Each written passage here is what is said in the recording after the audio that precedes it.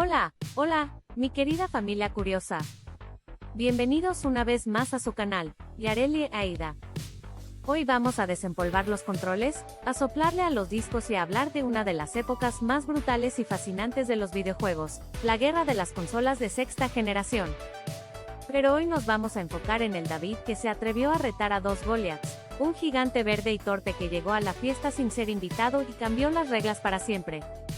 Hoy vamos a contar la historia del primer Xbox, esa caja negra y pesada que era una proeza tecnológica para su tiempo. Y de paso vamos a rendirle honores al héroe trágico que, sin saberlo, le sirvió de conejillo de indias, el Sega Dreamcast. Para entender la locura que fue la llegada del Xbox, tenemos que pintar el panorama de finales de los 90. El mundo de los videojuegos tenía dos reyes. El rey absoluto, el mandamás, el que partía el queso en el recreo, era Sony con su PlayStation, que estaba a punto de lanzar a su sucesor, el mesías de los videojuegos, la PlayStation 2. El otro era Nintendo, que siempre ha jugado en su propia liga, con sus personajes icónicos y su enfoque en la diversión familiar. Y luego, estaba Sega. Pobre Sega. Venían de capa caída. Después de la gloria del Genesis, se habían tropezado una y otra vez con inventos raros como el Sega CD y el 32X, y su última consola, el Saturn, había sido aplastada por la PlayStation. Sega estaba contra las cuerdas, y necesitaba un milagro. Y ese milagro, por un breve y glorioso momento, pareció llegar. Su nombre, Dreamcast. Lanzada en 1999, la Dreamcast era una viajera del tiempo, una consola que llegó del futuro pero aterrizó en un mundo que todavía usaba fax. Era una máquina preciosa, adelantada a su época en casi todo. Mientras las otras consolas te vendían los accesorios para jugar en línea como un lujo aparte, la Dreamcast venía con un módem integrado de fábrica. De fábrica. Sega estaba gritándole al mundo, el futuro es jugar en línea, despierten. Tenía juegazos increíbles y originales como Shenmue, Jet Set Radio o Crazy Taxi. Era una propuesta fresca, potente y sobre todo, visionaria. Pero el mundo es cruel. Sega tenía mala reputación, la gente no confiaba en ellos. Y la sombra de la PlayStation 2, que prometía ser tan potente que podría lanzar misiles nucleares, era demasiado grande. La Dreamcast vendió bien al principio, pero se quedó sin gasolina. Las compañías grandes como EA le dieron la espalda, y Sega se desangraba financieramente. En 2001, en uno de los momentos más tristes de la historia gamer, Sega anunció que dejaba de fabricar consolas. La Dreamcast se fue para siempre. Pero su sacrificio no fue en vano. Porque mientras todo esto pasaba, en Redmond, Washington, en las oficinas de una compañía que hacía un sistema operativo llamado Windows, a Bill Gates y compañía les empezó a dar un tic en el ojo. Veían que la PlayStation 2 no se vendía solo como una consola, sino como un centro de entretenimiento para la sala que podía reemplazar a las PCs. Y dijeron, ¿cómo que una caja negra japonesa va a reemplazar a nuestras queridas PCs con Windows en la sala? Ni hablar. Y así, con la sutileza de un elefante en una cristalería, Microsoft decidió entrar al negocio de las consolas. Su primer nombre clave fue DirectXbox, porque básicamente era una caja diseñada para correr DirectX, su tecnología para juegos de PC. Y de ahí, se acortó a Xbox. Microsoft no se anduvo con chiquitas. Vieron lo que Sega había intentado hacer con la Dreamcast y tomaron nota. Vieron sus aciertos, pero sobre todo, vieron sus errores. Y con un presupuesto que parecía infinito, decidieron construir no una consola, sino un tanque de guerra. El primer Xbox, lanzado en 2001, era una bestia.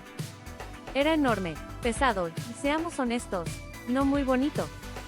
Pero lo que tenía adentro era una declaración de intenciones. Mientras Sony y Nintendo seguían usando arquitecturas complicadas y chips diseñados a medida, Microsoft hizo lo que mejor sabía hacer. Básicamente, metió una PC en una caja negra. El cerebro tenía un procesador Intel Pentium 3. Literalmente el mismo que podías encontrar en una computadora de escritorio de la época. Esto fue un golpe de genialidad, porque los desarrolladores de juegos de PC se sintieron como en casa, era mucho más fácil programar para Xbox. Los músculos, tenía una tarjeta gráfica de Nvidia, otra pieza de PC. era significativamente más potente que la de sus competidores. Los juegos en Xbox, simplemente, se veían mejor. Tenían mejores texturas, más efectos, eran más fluidos. Las entrañas, y aquí viene lo importante, el Xbox fue la primera consola de la historia en incluir un disco duro interno de fábrica. Un disco duro. Esto hoy nos parece obvio, pero en ese entonces fue una revolución. Se acabaron las insufribles memory cards que siempre se llenaban. Podías guardar todas tus partidas, descargar contenido extra y, mi función favorita, ripear tus CDs de música al disco duro para poner tus propias canciones mientras jugabas. Adiós a la música repetitiva de los juegos de carreras.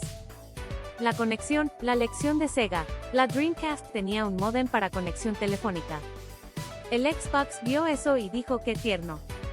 Incluyó de fábrica un puerto Ethernet, para internet de alta velocidad. Microsoft no estaba jugando.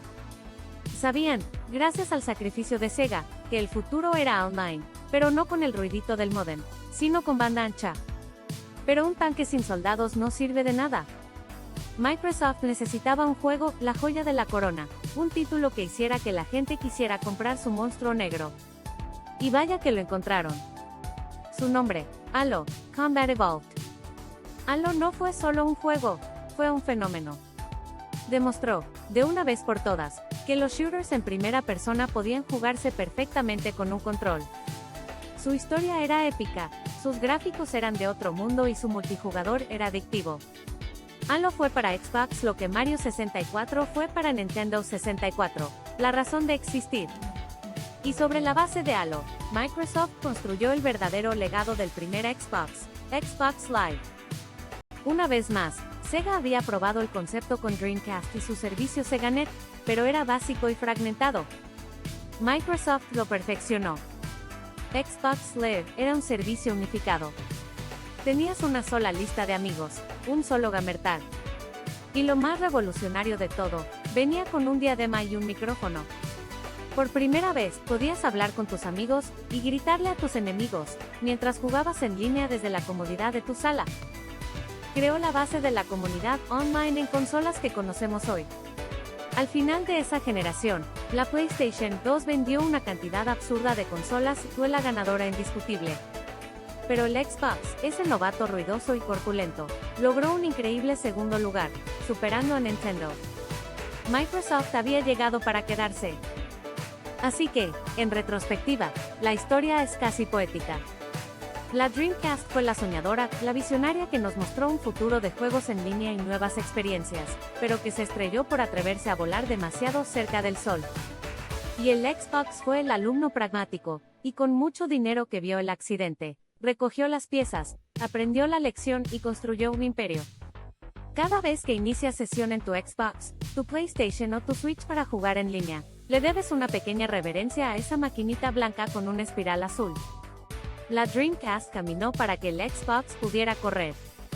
Espero que hayan disfrutado de este viaje por la historia de estas dos consolas legendarias. ¿Cuál fue su juego favorito del primer Xbox? ¿O son de los que todavía le guardan luto a la Dreamcast? Los leo en los comentarios. No olviden dejar su me gusta, suscribirse y activar la campanita. Les mando un fuerte abrazo y los espero, como siempre, aquí, en su canal, Yareli Aida.